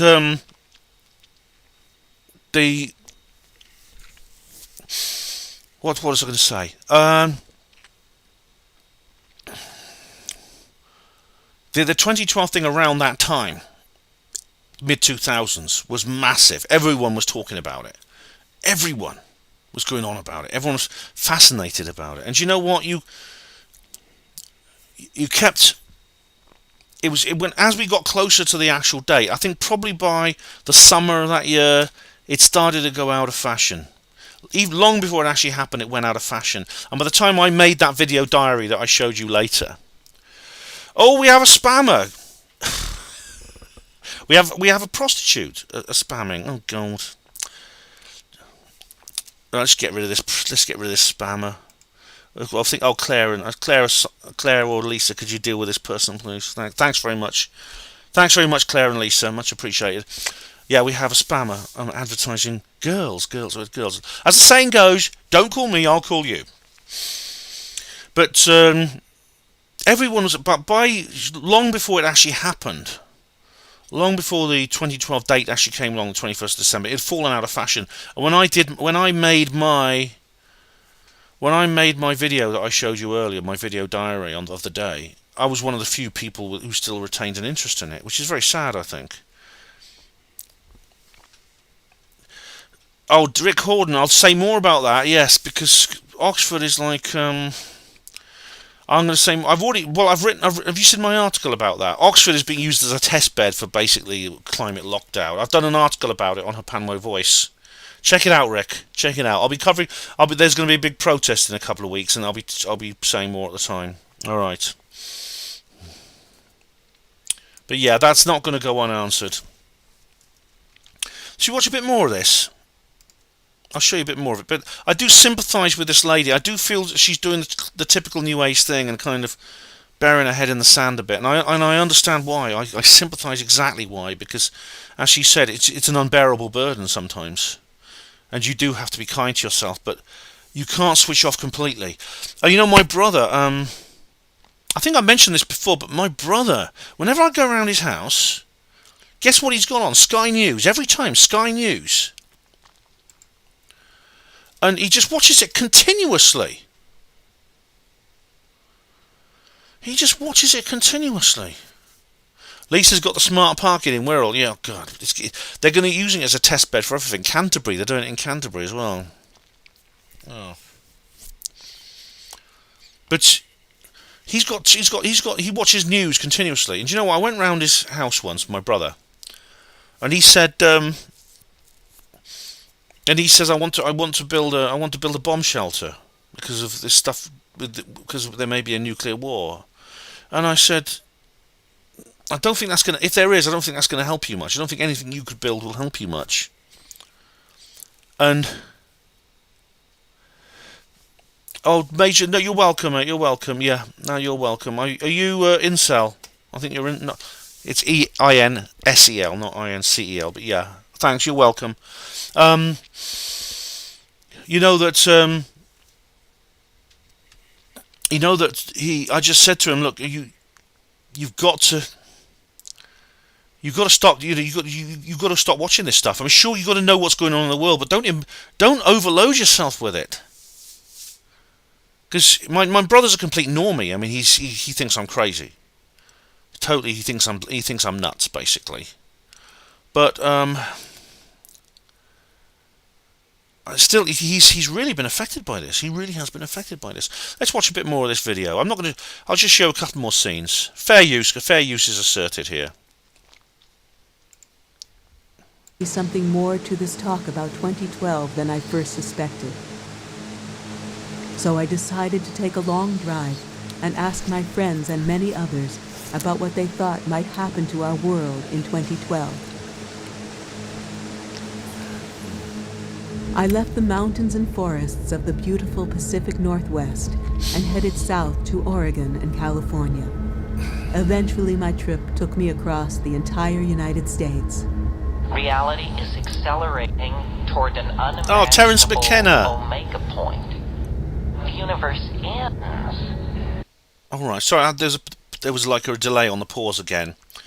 Terence McKenna, yeah. Terence McKenna believed in this time wave zero thing. I'll say more about that in a minute. Let him finish anyway. In a singularity. It has been growing more singular, more complex, more unique, more novel every passing moment since it burst into existence. And if that's true, then we represent a kind of concrescence of universal intent. We're not mere spectators, or a cosmic accident, or some sideshow, or the Greek chorus to the main event. The human experience is the main event. Because we're driving the historical vehicle with a rear-view mirror, it appears to us that we're headed straight into a brick wall at 1,000 miles an hour. It appears that we are polluting the atmosphere, wrecking the oceans, dehumanizing ourselves, robbing our children of a future. I believe what is in fact going on is that we are Freemasons! Our bridges. One by one, we're burning our bridges to the past. What is really important is empowering personal experience, backing off from consumer object fetishism, freeing the mind, empowering the imagination. Then in that case, I think you can feel pretty good about what is going on. This is not responding now. Hang on. Well, the 2012 end date of the Maya long count calendar we've seen enough is there, I think. a subject that's been looked at for many years. Won't. And for me, back in the late 80s, early 90s, I realized there was a great I'm trying to shut the. unsolved mystery. Why did the Maya place the end of their I'm just trying calendar to shut the in thing that says not 2012? responding. One thing that was very clear is that Come on. it is an accurate winter solstice. So to me, I'll that meant take, that, I'll take the disc out. probably there's a focus. There. I'll do the trick. If in doubt, just remove the DVD. Just remember that you're watching a DVD. It's not online. There we go. But anyway, that's interesting. I just thought that was hang on. I thought it was something interesting. Anyway, that's the DVD anyway, and you can pause and read the back if you want. If you're watching this on the recording. There we are. I think I've watched that again. I've watched it several times. And yeah, I think it's something of value. Let's all hug each other, says Diego Rivera. Yeah. Now, the weird thing about Terence McKenna is that, let me just see, because I had a page open for the 2012 phenomenon. There we go. Because there's an entire Wikipedia page which is reasonably factual about 2012 eschatology. And I should have added this to my apocalypse video, shouldn't I? But there's a whole list of different ideas about what would happen on the 2012 thing. Yeah, Time Wave Zero and I Ching. This was Terence McKenna. This was Terence McKenna's idea. Now, he came up with this. It was very interesting what he came up with. And funny enough, he came up with it. I'm going to cut and paste this into a browser. It's easier to read. Unfortunately, Wikipedia in its genius decided to use, I think it's Arial or some other sans serif script. Font, which is very difficult to read, so I'm just going to cut and paste this into I'll cut and paste it, paste special, and so it's Times New Roman. It's easier to read.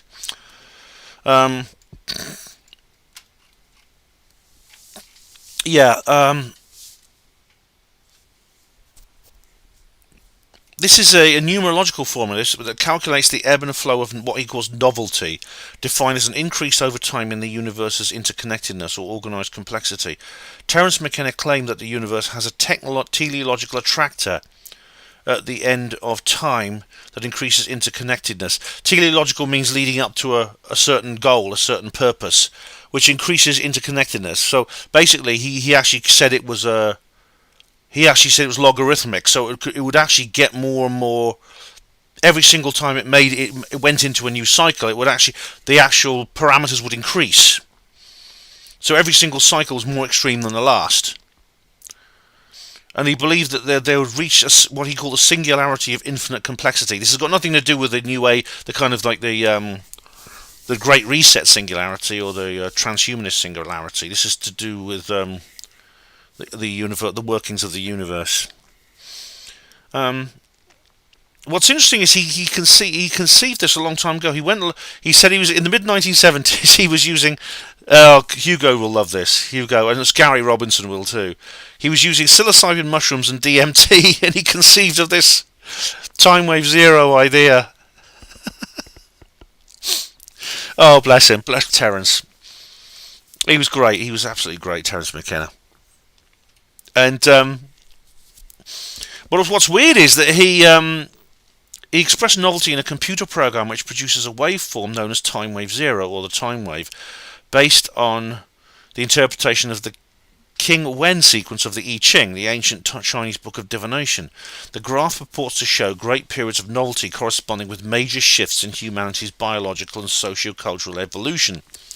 He believed that the events of any given time are resonantly related to the events of other time, such as the atomic bombing of Hiroshima and things like that. He later discovered the dates, he calculated that the singularity would occur, the singularity of infinite complexity, on November the 22nd, 2012. Just about a month, or was it November the 17th? Sometime in late November 2012, just about a month before the Mayan calendar end date. But the funny thing is, he knew nothing about the Mayan calendar at that time. No one actually really. It was the Mayan Factor by Jose Arguelles, who's interviewed. Jose's interviewed in this. It was shortly before he died. It was the Mayan Factor by Jose Arguelles, which came out, I believe, in 1987. That was no one really in any of the alternative circles understood the Mayan calendar before then. So Terence came out with this much earlier, but coincidentally, he found that the moment of the time wave zero ended, the infinite complexity occurred in late 2012. Just a coincidence, nothing to worry about, as our Dave would say. And this is the absolute. Here's the wonderful. Here's the seal of approval here, guys. The scientific community considers novelty theory to be pseudoscience. As Terence McKenna said, Terence himself, he said that because he said. Do you remember Rupert Sheldrake's book was? I think the editor of Nature suggested that Rupert Sheldrake's book was fit for burning. He said it was fit for burning. It was a book that should be burnt, and Terence McKenna said, "The moment I heard that, I think I burned rubber in my haste to drive to the nearest bookstore and get hold of a copy." Bless him, yeah. Terence McKenna, he said that something very wise. He said, the best summary you can give for this universe, and the best way to explain it, is it has to be some kind of work of art. I think it's very true. Anyway, let's just see if there's anything else in my notes, because I think we're nearly at the end now. I think I've got everything. Reverse quickening, falling at the black hole, notes, comments. Yep, that's it. So I'll just go to the chat again and ask you, is there anything else you want to say, anything else to add? Any more 2012 stories? What were you doing on the big day 10 years ago? Yeah. Hello, Kerry Woolley. How do you do? Yeah. But it's been a good live stream. I've enjoyed this live stream. It's been good. Hello, Welsh Ripper. How do you do? Stanok, Tesla did. Tesla knew an awful lot of things. So really, 2012 was a major turning point, and especially because it's happened at the same time. It's happened at the same time as other things. The Age of Aquarius. Now, astrologers did. I spoke to several astrologers about this. Oh, Rick Horden, what would Brian Cox say? He'd go, novice. He'd say that. Yeah, the age, of course, it's the famous song, isn't it, from Hair? This is the dawning of the age of Aquarius, the age when the moon is in the 7th house and Jupiter aligns with Mars. Peace shall rule the planets and love shall sing the stars, or something like that. Oh right, Lisa was standing at Thor's Rock in Thurston on the Wirral to see the sun come up. Right. Was the weather as bad for you as it was for us in Nottingham? Claire had a campfire. I was at a campfire with my old shamanic fire circle I had on the allotments. Nice one, Claire. That's a lovely way to spend the big day. I remember everyone was so excited. 2012, Alex Jones reporting on the TSA in US airports. Yeah, Alex Jones says, it's a psyop! Someone, I think it was Saturday, Sani was saying about that Jones just said it was a psyop. It wasn't a psyop. It was not a psyop at all. Love will steer the stars. Sorry, Claire. She knows the lyrics. Get it right, Ben. Yes. Love will steer the stars. That's it. It's a great song.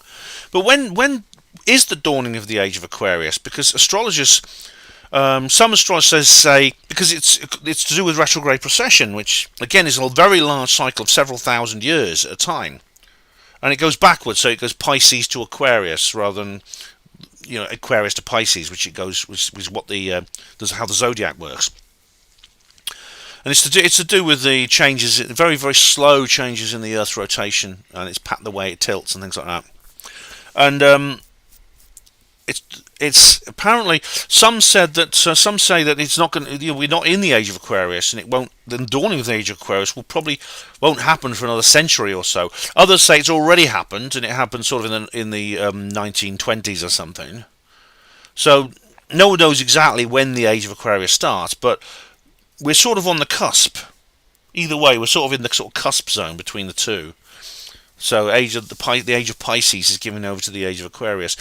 Interestingly, the age of Pisces kind of began around the time of Christ, about 2,000 years earlier. 2,000 years ago. Snarnock, yes, the murals at Denver have been obliterated. But the Lucifer is still there. A horrible horse. Yeah.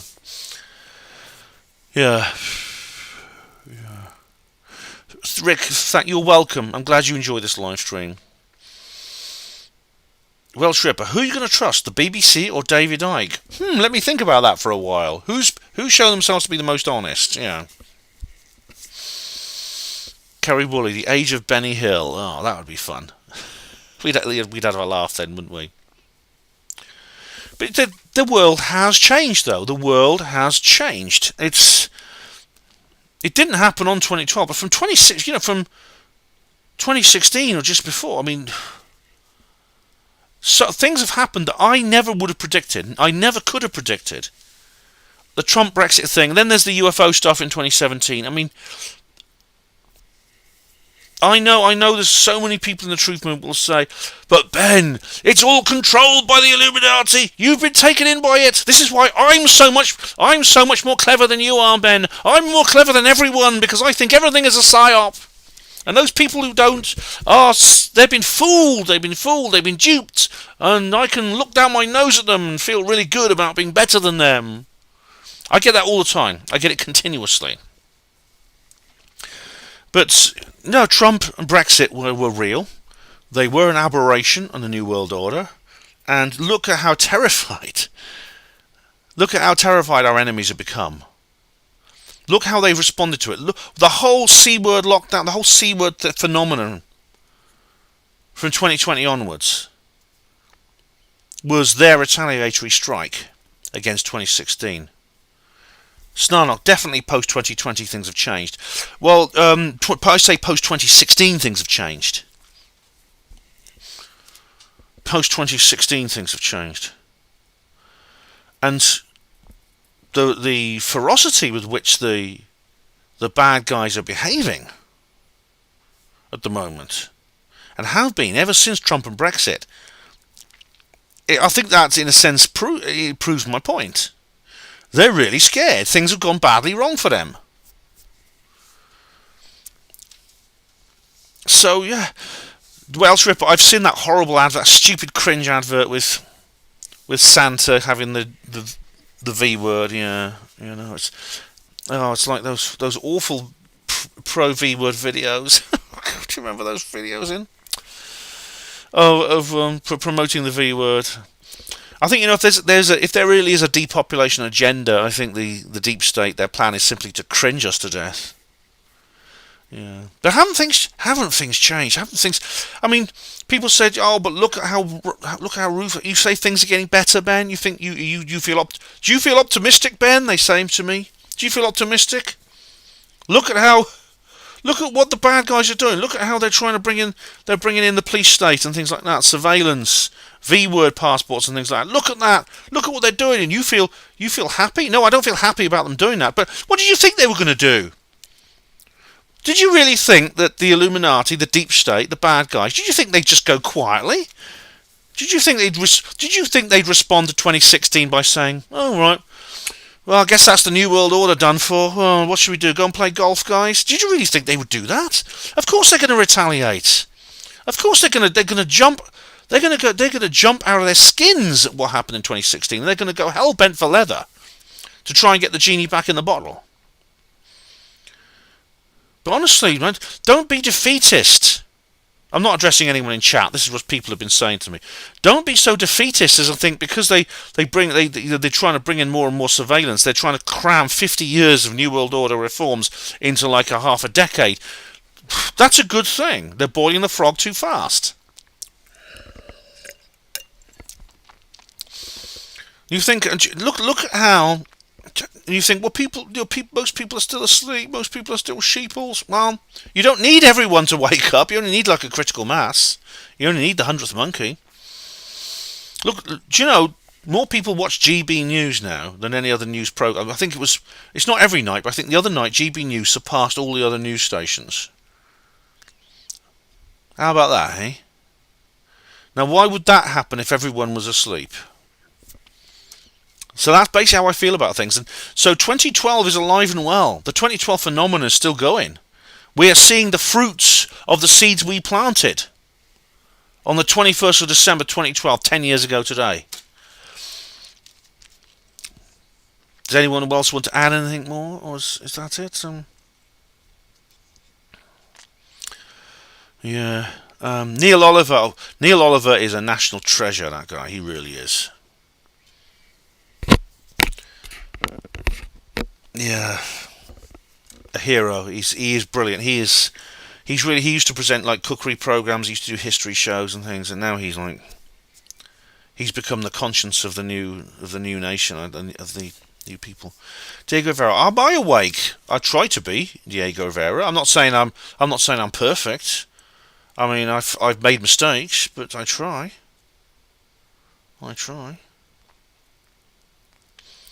Anyone else want to add anything else, guys? Because if not, we're getting close to 2 hours now, so I'm gonna call it a night.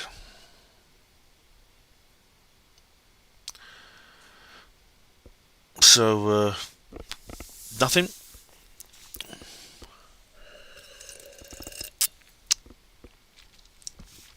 Anyway, I just want to say a big thank you to you all. To Lisa, Huge Arseholes, Major Lee Blunt, Cosmic Claire, Martin Claire. Lisa and Claire have been great moderators again. Getting rid of the spammers. Thank you very much.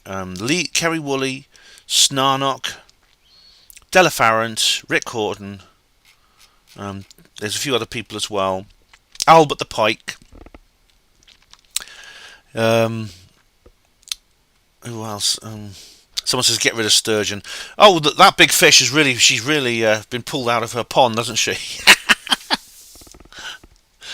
She's lost the India F2 vote now, so that's out. Thank goodness that's off the table. The independence referendum, or in other words, Brussels absorption referendum. Hello, Francine Riddock. How do you do? Oh, Francine, yeah, I've just finished. I'm sorry about that. I hope you're doing all right. I'll have to give you a call. I know I keep saying I'm going to give you a call because, you have been messaging me, and I hope to speak to you and your partner again sometime soon. Yeah. But thank you very much, all of you. Much appreciated. You've been really good. You've been a lot of good guys. You have, and it's just. I said I actually feel quite good about the way things are. I mean, it's not. I mean, some of the things get me down. Like I said, you got to manage your exposure. I couldn't do what my brother does and watch the news continuously because he's a normie and it's getting him down. Night Fletch. Night Pat Riot. Have a great Christmas. Night Hugo Rooney. You're still here, Hugo. Keep puffing away, mate. Yeah, and take comfort from the fact that you're not the only sky high-trist around here that comes out with pearls of wisdom. Terence McKenna was another one. Happy solstice, Claire. Much love, Lisa. Look forward to your show tomorrow night. See you at your show. You starting at 8 p.m. David Schultz. See you again soon, mate. It's not. Could you get Threeves on Third Rail? I don't know if we can do guests on Third Rail. I mean, we could do. Yeah, because we record it in advance. So yeah, why not? Certainly, he's been on the Herpanwo show. He sent me a message the other day. I haven't seen it yet. I mean, I did mean to look at it. I'm getting too many bloody emails and things. I can't keep up with them. Okay, so thanks very much, everyone. What I'll do is this will be on Alt Tech as well. 8 p.m. Lisa, right you are, tomorrow evening 8 p.m. I'm recording Third Rail with Trevor. We'll be finished by 8. And it's not live, it's like pre-recorded, so I can do it any time. Thanks, Francine. I will speak to you again soon. Hope you both have a lovely Christmas. Della Farrant, night. Have a lovely Christmas. And I will see you all very soon. Next video, I don't know. I have a few planned. I might do a drunken one on Christmas Day. That'll be fun, won't it? Martin Taylor, see ya. Oh yeah, see you, Martin Taylor. Night, Starnock. All right, guys. That's enough Walton's end titles for us, is it? Let's go. Take it easy. Enjoy your season. Eat lots of mince pies. Get drunk. Go to church, but not all at the same time. Take care.